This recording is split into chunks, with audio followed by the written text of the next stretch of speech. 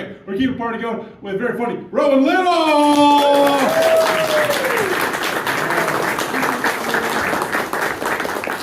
Hello, everybody. This is so exciting. It's like Bible study gone wild. My name is Rowan, but I've also been trying out a few new ones recently, such as, wait, what's Rowan on? Rockin' and Rowan, and of course, Rowan with the punches. Alright, that was about the reaction it deserved. Thank you. From a very young age, I've been mistaken as a senior citizen, which you can tell. One time I had a young coworker ask me what it was like being alive during the Vietnam War. I was born in 98. It's really hard being both the oldest and the youngest person in every room I walk in. All of the cardigans, none of the discounts. But you know, I do actually agree with older people on a lot of things, fair enough. For example, movies nowadays, they're way too bright and way too loud, especially when you have migraines, okay? It's like, I go in there to see a remarkably bright feature, and I have to see after it the other blockbuster of the year, Project Hail Medicine Bag.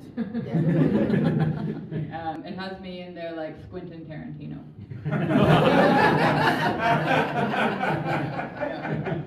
Speaking of movies, recently I've been really intrigued by the economies of sci-fi universes. I don't know if you guys have ever paid attention to this.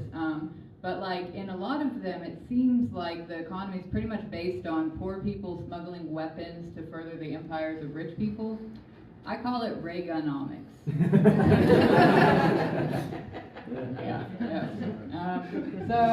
I went to a Renaissance fair in Indiana a couple weekends ago. Ren fairs in the countryside, one of my favorite places to go. Just feels so familiar because you got Barnes and Nobles.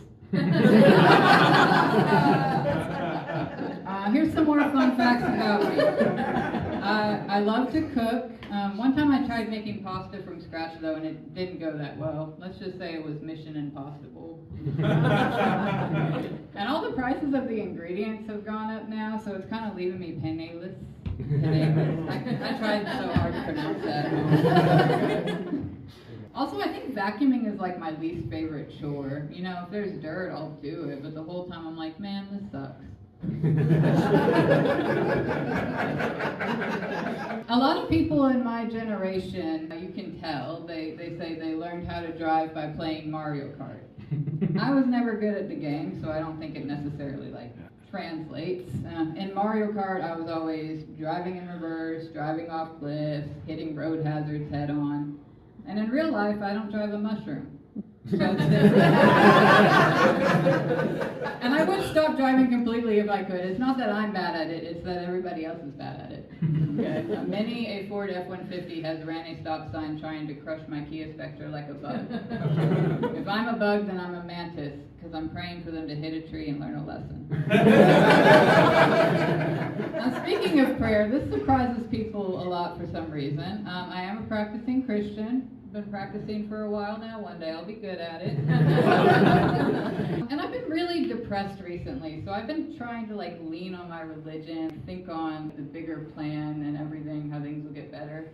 But it's just hard because the Lord who gives me strength is also the Lord who gives me mental illness. Yep.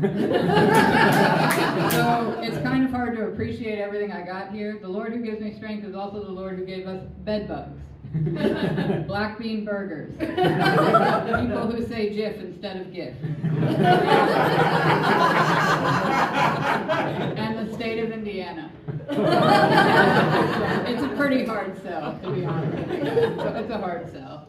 I never went to school for theology, but I did date an atheist, which is pretty much the same thing.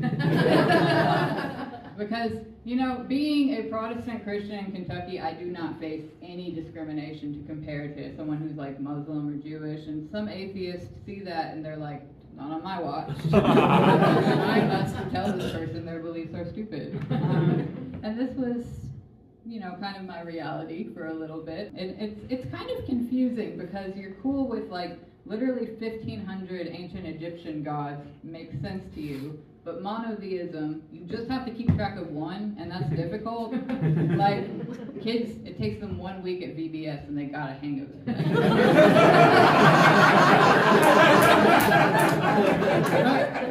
We could never talk religion without an argument, which was frustrating. I just wanted to speculate on, like, which prehistoric fish may have had a throat big enough to swallow a human, and they hit me with the, this isn't possible, right? Like, the stomach acids, they would kill a man, like, Jonah wouldn't live.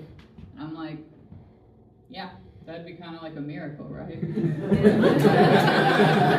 That's kind of the point, is it's impossible.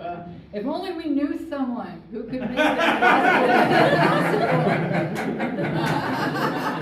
If only we needed to build a ship, because I know a guy. Thank you. Speaking of fish, I'm really into zoology in general. A couple of years ago, I took up bird watching. Any birders in here at all? All right, cool. Yeah, that makes sense. My cats are really into it, and so this is kind of my way of, like, getting into their interest, the four of us together, we're big heron addicts, honestly. Yeah, thank you guys, thanks. We're always ranting and raving. There's this website called eBird where you can post pictures of every bird you've seen, and I hate to say it, but I have been flagged 3 separate times for posting incorrect bird information. I have great regrets.